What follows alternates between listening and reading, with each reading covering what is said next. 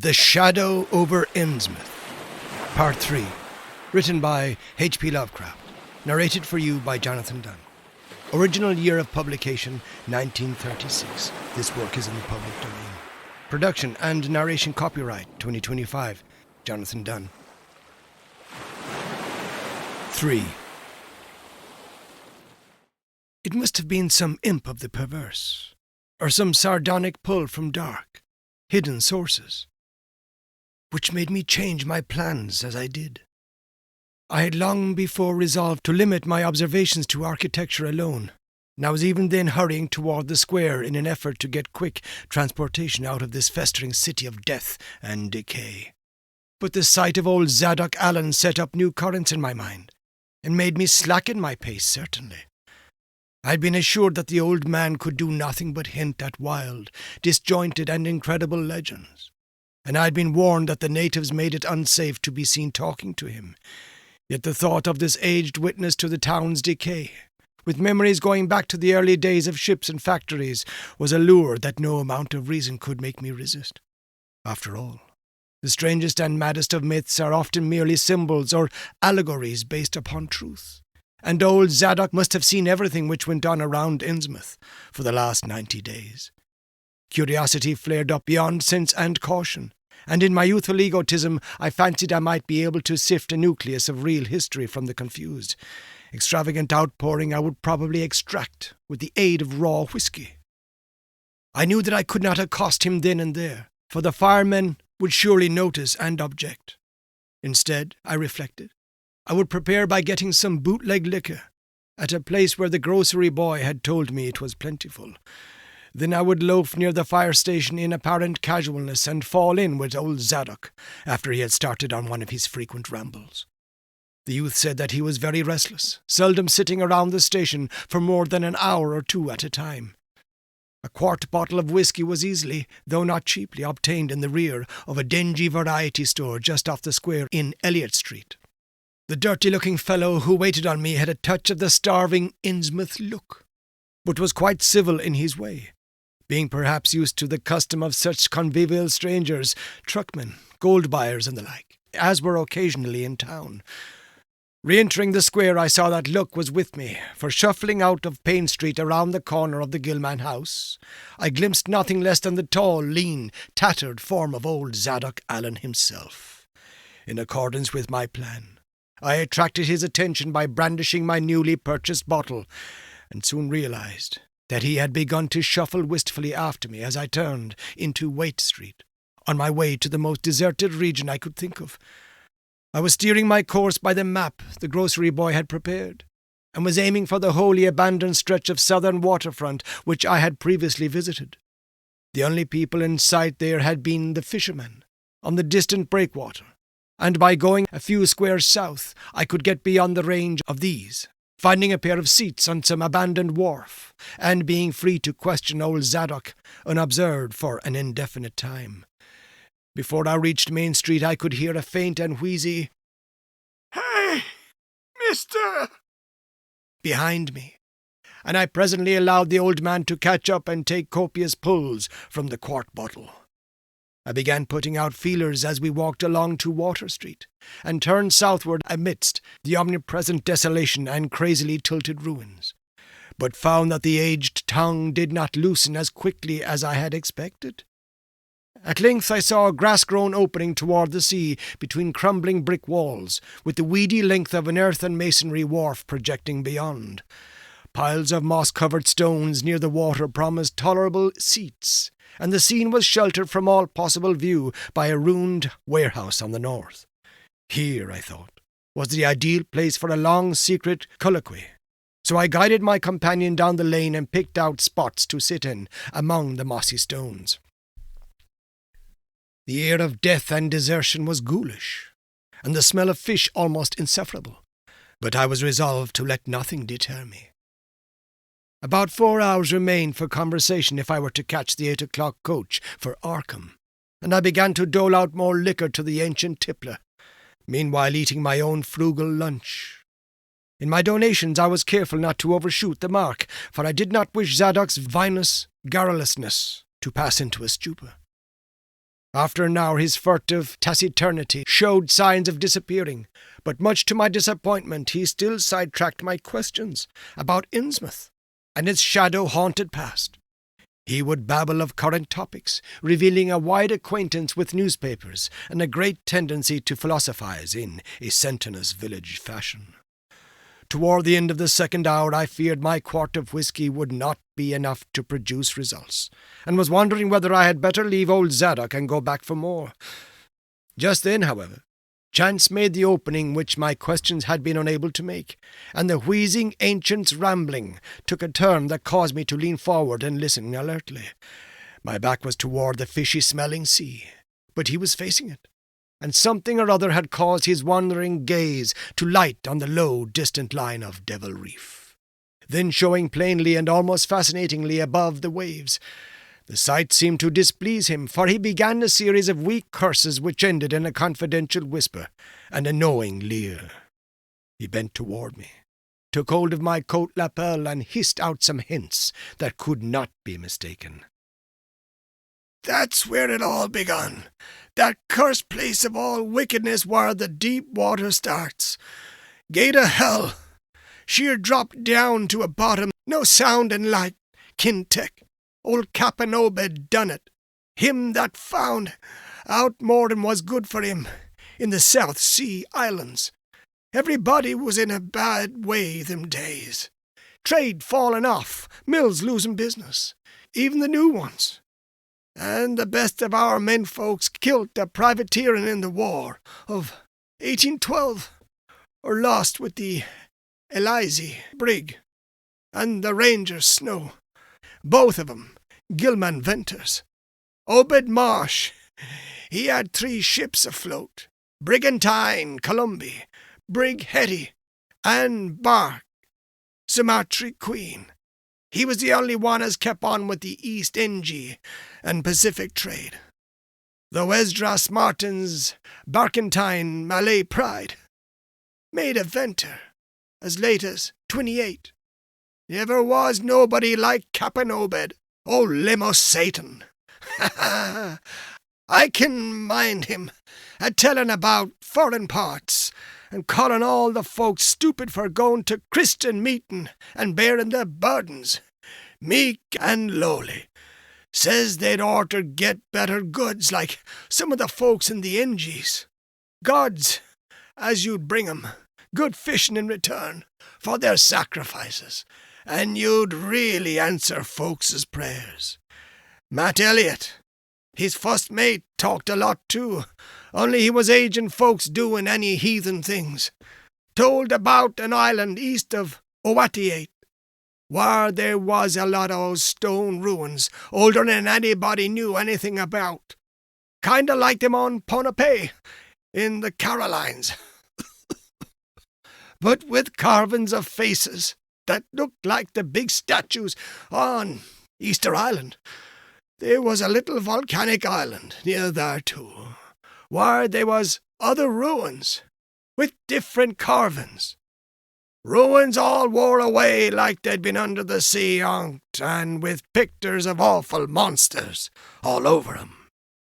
Well, sir, Matt, he says, the natives around there had all the fish they could catch, and sported bracelets and armlets and head rigs made out of queer kind of gold and covered with pictures of monsters, just like the ones carved over the ruins on the little island, sort of fish-like, frog-like fishes that was drawed in all kinds of positions, like they was human beings. Nobody could get out of them where they got all the stuff, and all the other natives wondered how they managed to find fish in plenty even when the very next islands had lean pickings.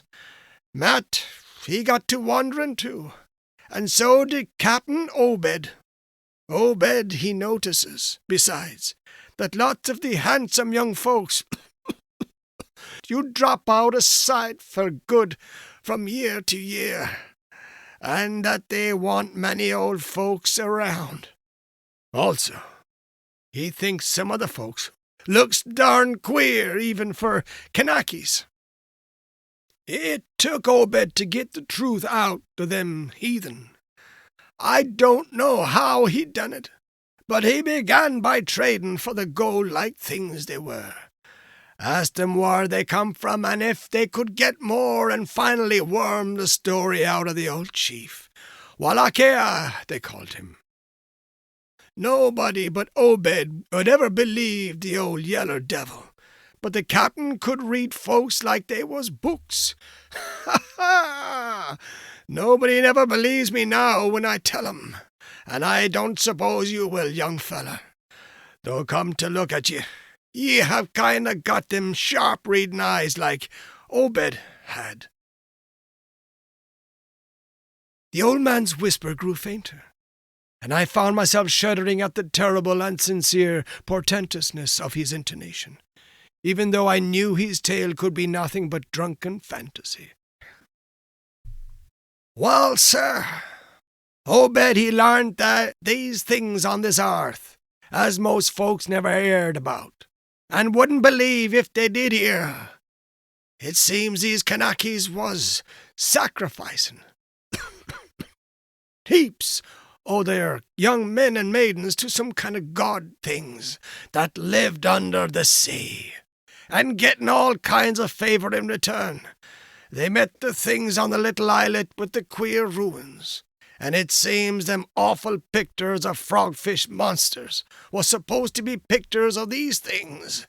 And maybe they was the kind of critters as got all the mermaid stories and such started. They had all kinds of cities on the sea bottom, and this island was heaved up from there. Seems they was some of the things alive in the stone buildings when the island came up sudden to the surface. That's how the Kanakas got wind they was down there.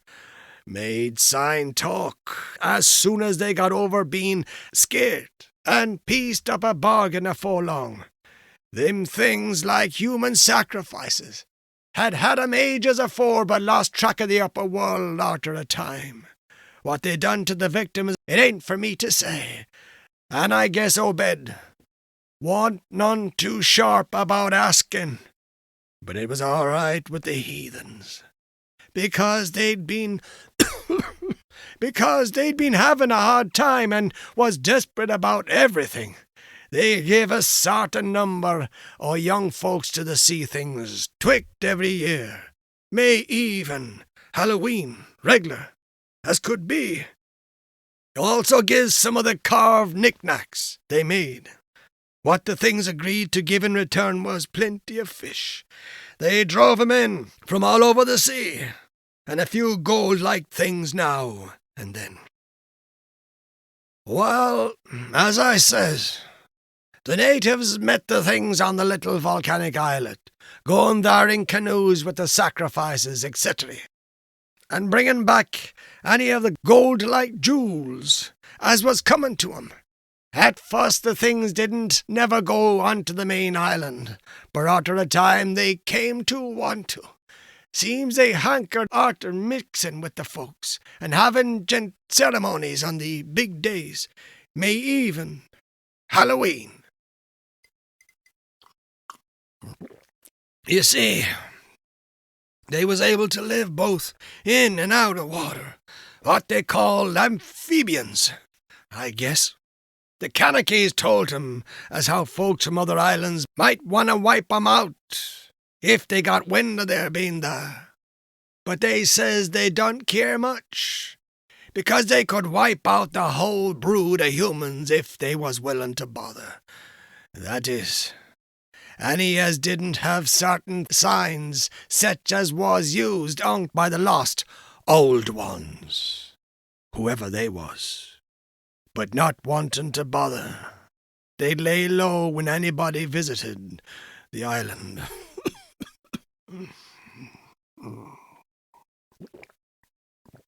When it come to mating with them toad-looking fishes, the Kanakas kind of balked, but finally they learned something as put a new face on the matter. Seems that human folks has got kind of relation to such water beasts, that everything alive come out of the water once, and only needs a little change to go back again. Them things told the Kanakees that if they mix bloods, there'd be children as you'd look human at first, but later turn more and more like the things. Till finally they'd take to the water and join the main lot of things down there. And this is the important part, young feller. Them as turned into fish things and went into the water wouldn't never die. Them things never died except they was kilt violent. Well, sir, it seems by the time Obed knowed them islanders they was full of fish blood from them deep water things. Them things never died except they was kilt violent. Well, sir, it seems by the time Obed knowed them islanders they was full of fish blood for them deep water things. When they got old and begun to show it, they was kept hid until they felt like taking to the water and quitting the place. Some was more teached than others, and some never did change quite enough to take to the water. But mostly they turned out just the way them things said. Them as was born more like the things change early, but them as was nearly human sometimes stayed on the island till they was past 70, though they'd usually go down under for trial trips afore that. Folks as had took to the water generally come back a good deal to visit. So he's a man you'd often be a-talking to his own 5 times great-grandfather,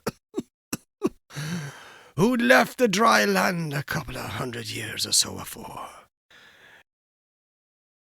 Everybody got out of the idea of dying, except in canoe wars with the other islanders, or as sacrifices to the sea gods down below, or from the snake bite, or plague, or sharp galloping ailments, or something afore they could take to the water. But simply looked for'ard to a kind of change that wa'n't a bit horrible arter a while. They'd thought what they'd got was well worth all they'd had to give up, and I guess Obed kinda come to think the same hisself when he'd chewed over old Wallacea's story a bit. Wallacea, though, was one of the few as hadn't got none of the fish blood, being of a royal line that intermarried with royal lines on other islands. Wallacea, he showed Obed a lot of old rites and incantations as had to do with the sea things, and let him see some of the folks in the village as had changed a lot from a human shape. Somehow or other, though, he never would let him see one of the regular things from right out of the water. In the end, he gave him a funny kind of thingamajig, made out of lead or something, that he said you'd bring up the fish things from any place in the water where they might be a nest of 'em. The idea was to drop it down with the right kind of prayers and such. Wallacea allowed as the things was scattered all over the world, so's nobody that looked about could find a nest and bring 'em up if they was wanted. Matt, he didn't like his business at all, and wanted Obed should keep away from the island. But the captain was sharp for gain, and found he could get them gold things so cheap it you'd pay him to make a speciality of 'em. Things went on that way for years, and Obed got enough of that gold-like stuff to make him start the refinery in Waits, old run-down Fullen Mill. He didn't dast sell the pieces like they was, for folks who'd be all the time asking questions. All the same, his crews you'd get a piece and dispose of it now and then, even though they was swore to keep quiet. And he let his women folks wear some of the pieces, as was more human-like than most. Well, what come about 38, when I was 7-year-old, Obed, he found the island people all wiped out between voyages. Seems the other islanders had got wind of what was going on, and had took matters into their own hands. Suppose they must ha' had, arter all, them old magic signs as the sea things says was the only things they was afeard of. No tellin' what any of them Kanakees would chance to get a holt of. When the sea bottom throws up some island with ruins older than the deluge, pious cusses there was. They didn't leave nothing standing on either the main island or the little volcanic islet, except what parts of the ruins was too big to knock down. In some places there was little stones strewed about, like charms, with something on 'em like what we call a swastika nowadays. Probably them was like the old ones, signs. Folks all wiped out, no trace of no gold-like things, and none o' the nearby Kanakees you'd breathe a word about the matter. Wouldn't even admit they'd ever been any people on that island. That naturally hit Obed pretty hard, seeing as his noble trade was doing very poor. It hit the whole of Innsmouth too, because in seafaring days what profited the master of a ship generally profited the crew proportionate. Most of the folks around the town took the hard times kind of sheep-like and resigned, but they was in bad shape, because the fishing was peterin' out and the mills warn't doing none too well.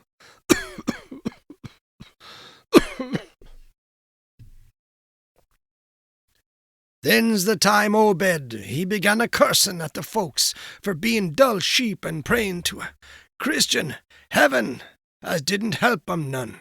He told 'em he'd knowed of folk as prayed to gods that give something ye really need, and says if a good bunch of men he would stand by him, he could maybe get a hold of sartin powers as you'd bring plenty of fish and quite a bit of gold. Oh, curse him as sarved on the Sumatry Queen, and see'd the island knowed what he meant, and want none too anxious to get close to see things like they'd heerd tell on.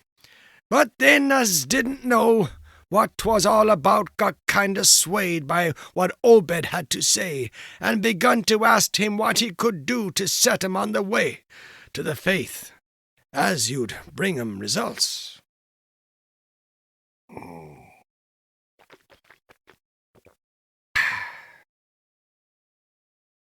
Here the old man faltered, mumbled, and lapsed into a moody and apprehensive silence, glancing nervously over his shoulder and then turning back to stare fascinatedly at the distant black reef.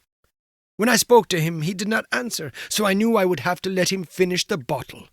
The insane yarn I was hearing interested me profoundly, for I fancied there was something contained within it, a sort of crude allegory, based upon the strangeness of Innsmouth, and elaborated by an imagination at once creative and full of scraps of exotic legend.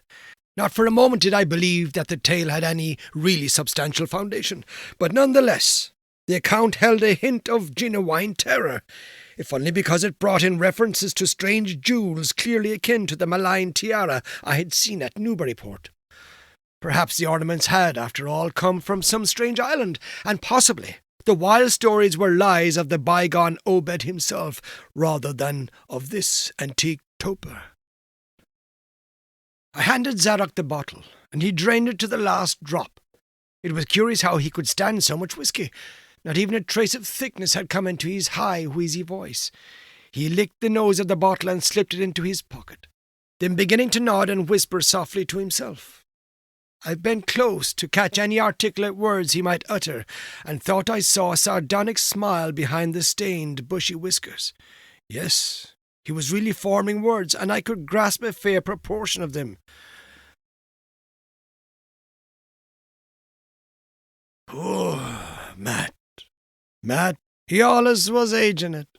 Tried to line up the folks on his side and had long talks with the preachers. No use. They run the Congregational parson out of town, and the Methodist feller quite never did see Resolved Babcock, the Baptist parson, agin', wrath o' Jehovah. I was a mighty little critter, but I heard what I heard and seen what I seen. Dagon and Oshtoreth, Belial and Beelzebub, golden calf and the idiots o' Canaan and the Philistines, Babylonish abominations, many.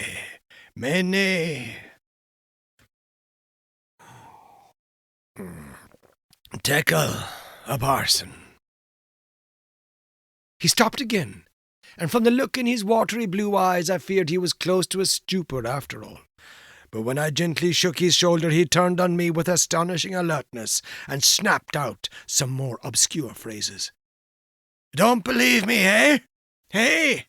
Hey, then just tell me, young feller, why Captain Obed and 20-odd other folk used to row out to Devil Reef in the dead of night and chant things so loud ye could hear 'em all over your town.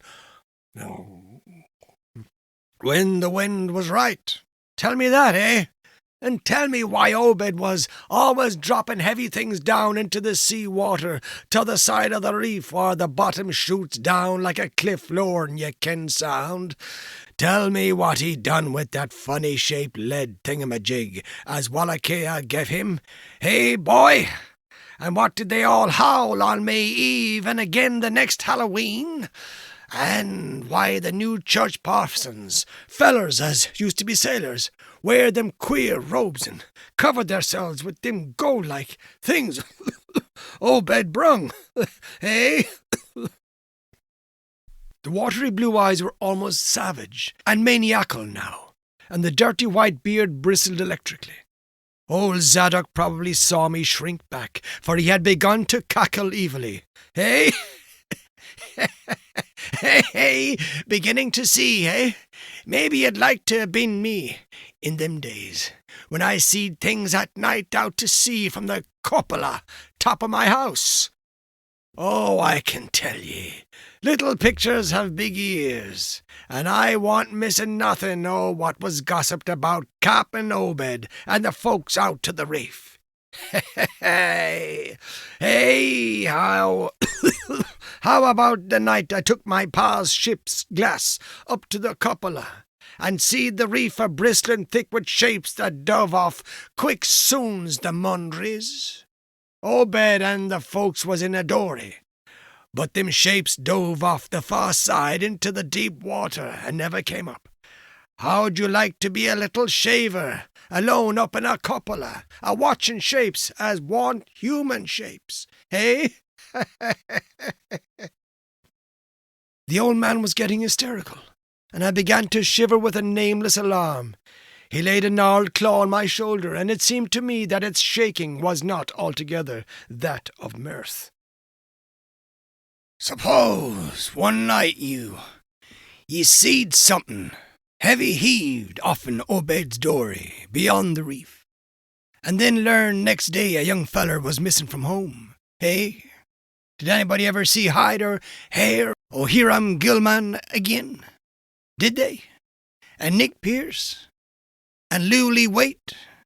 And Adenoram Southwick? And Henry Garrison? Hey? Ha ha ha! Shapes talking sign language with their hands. Them as had real hands. Walter, that was a time. Obed begun to get on his feet again. Folks see his 3 darters, a-wearing gold-like things as nobody'd ever seen on 'em afore, and smoke started coming out of the refinery chimbley. Other folks were prospering too. Fish begun to swarm into the harbour fit to kill, and heaven knows what size cargoes we begun to ship out to Newburyport, Arkham, and Boston. 'Twas then Obed got the old branch railroad put through. Some Kingsport fishermen heard about the ketch and come up in sloops, but they was all lost. Nobody never see 'em again. And just then our folks organized the Esoteric Order of Dagon and bought Masonic Hall offen Calvary Commandery for it. Matt Elliott was a Mason, and again the selling, but he dropped out of sight just then. Remember, I ain't saying Obed was set on having things just like they was on that Kanaki Isle. I don't think he aimed at first to do no mixing, nor raise no young uns to take to the water and turn into fishes and with eternal life. He wanted them gold things, and was willing to pay heavy, and I guess the others was satisfied for a while. Come in 46, the town done some looking and thinking for itself. Too many folks missing, too much wild preaching at meeting of a Sunday, too much talk about that reef. I guess I done a bit by telling Selectman Mowry what I see from the cupola. There was a party one night as followed Obed's crowd out to the reef, and I heard shots betwixt the dories. Next day Obed and 32 members was in jail, with everybody wondering just what was afoot and just what charge agin him could be got to Holt. God, if anybody looked ahead. A couple of weeks later, when nothing had been thrown into the sea for that long. Zadok was showing signs of fright and exhaustion, and I let him keep silence for a while, though glancing apprehensively at my watch. The tide had turned and was coming in now, and the sound of the waves seemed to arouse him. I was glad of that tide, for at high water the fishy smell might not be so bad. Again, I strained to catch his whispers. That awful night, I seed 'em. I was up in the cupola. Hordes of 'em, swarms of 'em, all over the reef, and swimming up the harbour into the Manuxet. God, what happened in the streets of Innsmouth that night? They rattled our door, but Pa wouldn't open. Then he clomb out the kitchen winder with his musket to find Selectman Mowry and see what he could do. Mounds of the dead and the dying, shots and screams, shouting in Old Square and Town Square and New Church Green, jail throwed open, proclamation, treason. Called it the plague when folks came in and found half our people missing. Nobody left but them as a gine with Obed and them things. Or else keep quiet. Never heard of my pa no more. The old man was panting and perspiring fusely. His grip on my shoulder tightened. Everything cleaned up in the morning, but there was traces. Obed, he kinder takes charge and says things is going to be changed. Others'll worship with us at meeting time, and certain houses he's got to entertain guests. They wanted to mix like they done with the Kanaki's, and he for one didn't feel bound to stop 'em. Far gone was Obed, just like a crazy man on the subject. He says they bring us fish and treasure, and should have what they hankered arter. Nothing was to be different on the outside. Only he was to keep shy of strangers if we knowed what was good for us. We all had to take the oath of Dagon, and later on they was second and third oaths that some on us took. It gets special rewards, gold, and such. No use balking, for there was millions of 'em down there. They'd rather not start rising and wiping out humankind. But if they was gave way and forced to, they could do a lot toward just that. We didn't have them old charms to cut 'em off like folks in the South Sea did. And them Kanakis wouldn't never give away their secrets. Yield up enough sacrifices and savage knickknacks and harbourage in the town where they wanted it, and they'd let well enough alone. Wouldn't bother no strangers as might bear tales outside. That is, without they got prying. All in the band of the faithful, Order of Dagon, and the children should never die, but go back to the mother Hydra and Father Dagon, what we all come from once. La la, Cthulhu Fidang, Finadwili Mignalath, Cthulhu Rila, Wignalal Fatan.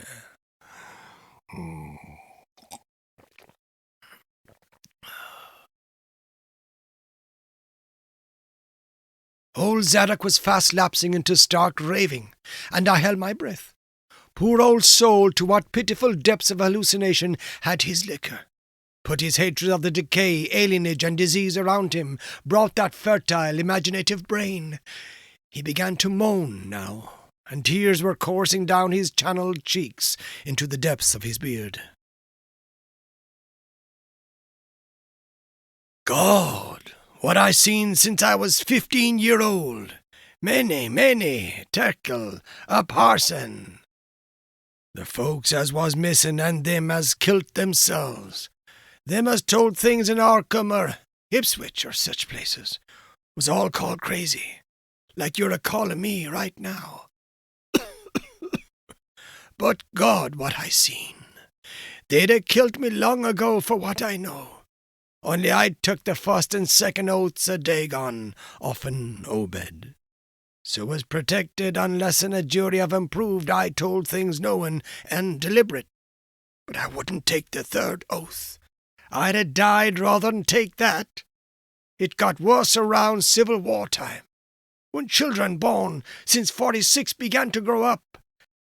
Some of 'em, that is. I was afeard. Never did no prying arter that awful night. I never see one of them close to in all my life. That is, never no full-blooded one. I went to the war, and if I'd had any guts or sense, I'd never come back. But settled away from here. But folks wrote me things warn't so bad. That I suppose was because government draft men was in town arter 63. Arter the war it was just as bad again. People begun to fall off. Mills and shops shut down. Shipping stopped and the harbour choked up. Railroad give up. But they never stopped swimming in and out of the river from that cursed reef of Satan. And more attic windows got aboarded up. And more noises was heard in houses as wasn't supposed to have nobody in 'em. Folks outside have their stories about us. Suppose you've heard a plenty on 'em, seen what questions ye asked. Stories about things they've seed, now and then, and about that queer jewelry as still comes in from somewheres and ain't quite all melted up. But nothing never gets definite. Nobody'll believe nothing. They call them gold-like things pirate loot, and allow the Innsmouth folks his foreign blood as is distempered or something. Besides, them that lives here shoo off as many strangers as they can, and encourage the rest not to get very curious, especially round night time. Beasts balk at the critters. Horses wasn't mules, but when they got autos, that was all right. In 46, Cap'n Obed took a second wife that nobody in the town never see. Some says he didn't want to, but was made to by them as he'd called in. Had 3 children by her. 2 as disappeared young, but one gal as looked like anybody else was educated in Europe. Obed finally got her married off by trick to an Arkham feller, as didn't suspect nothing. But nobody outside have nothing to do with Innsmouth folks now. Barnabas Marsh, that runs the refinery now, is Obed's grandson by his first wife, son of one Zephyrus, his eldest son. But his mother was another of them, and wasn't never seed outdoors. Right now, Barnabas is about changed. Can't shed his eyes no more, and is all out of shape. They say he still wears clothes, but he'll take to the water soon. Maybe he's tried it already. They do sometimes go down for little spells afore they go for good. Ain't been seed about in public for nigh on 10 year. Don't know how his poor wife can feel. She come from Ipswich, and they nigh lynched Barnabas when he courted her 50-odd years ago. Obed he died in 78, and all the next generation is gone now. The first wife's children dead, and the rest, God knows. The sound of the incoming tide was now very insistent, and little by little it seemed to change the old man's mood, from maudlin tearfulness to watchful fear. He would pause now and then to renew those nervous glances over his shoulder or out toward the reef, and despite the wild absurdity of his tale, I could not help beginning to share his vague apprehensiveness. Zadok now grew shriller, and seemed to be trying to whip up his courage with louder speech. "Hey, you! Why don't you say something? How'd you like to be living in a town like this with everything a-rotting and a-dying and boarded-up monsters crawling and bleating and barking and hopping around black cellars and attics every way you turn? Hey? How'd you like to hear the howling night after night from the churches and Order of Dagon Hall and know what's doing part of the howling? How'd you like to hear what comes from that awful reef every May Eve and Hallowmass? Hey? Think the old man's crazy, eh? Wall, sir, let me tell ye that ain't the worst." Zadok was really screaming now, and the mad frenzy of his voice disturbed me more than I cared to own. "Curse ye! Don't sit there staring at me with them eyes.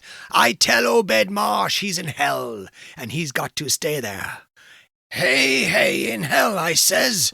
Can't get me. I ain't done nothing nor told nobody nothing."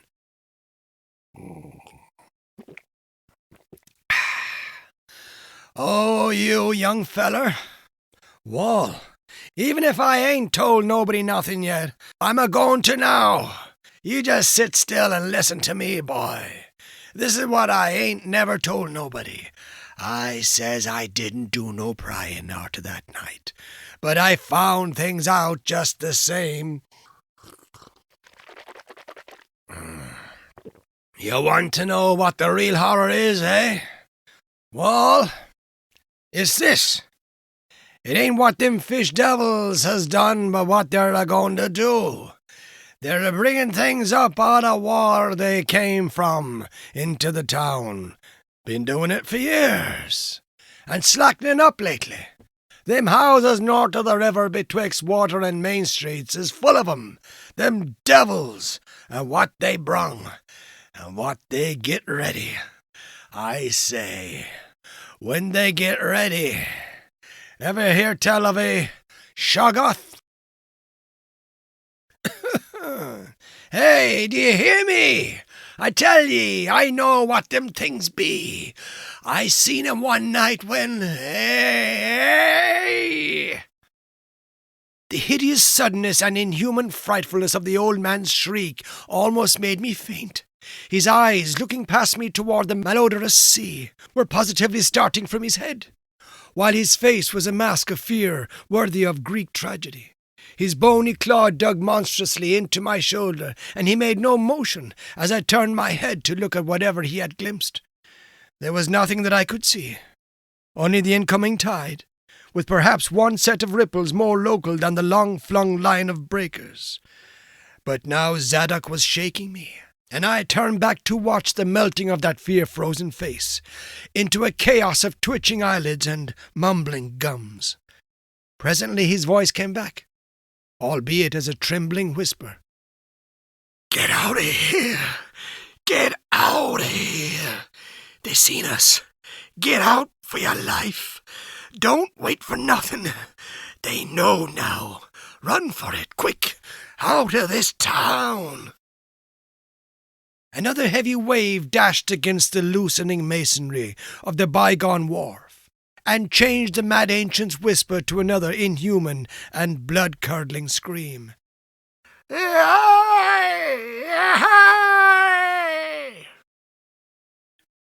Before I could recover my scattered wits, he had relaxed his clutch on my shoulder and dashed wildly inland toward the street, reeling northward around the ruined warehouse wall. I glanced back at the sea, but there was nothing there. And when I reached Water Street and looked along it toward the north, there was no remaining trace of Zadok Allen.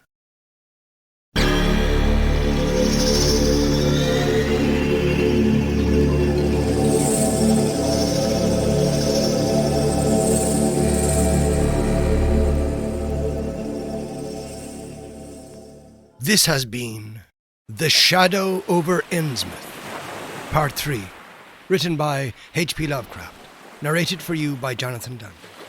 Original year of publication, 1936. This work is in the public domain. Production and narration copyright, 2025, Jonathan Dunne.